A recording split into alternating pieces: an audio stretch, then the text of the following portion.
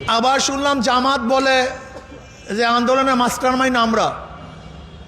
আমি তো মনে করি জুলাই বিপ্লবের আগে শফিক সাহেবকে এদেশের মানুষ ভালো মতো চিনতই না। এইটাই বাস্তবতা। ওনাকে ভালো মতো চিনতেন না, উনি বের হতে পারতেন না। আমাকে দেখাতে পারবেন না জামাতের কোনো লিডার কোন মিছিলের সম্মুখে ছিল, আন্দোলনের সম্মুখে ছিল, এমনকি শিবিরের কেউ সামনে ছিল। একটা ছবি আমাকে দেখান।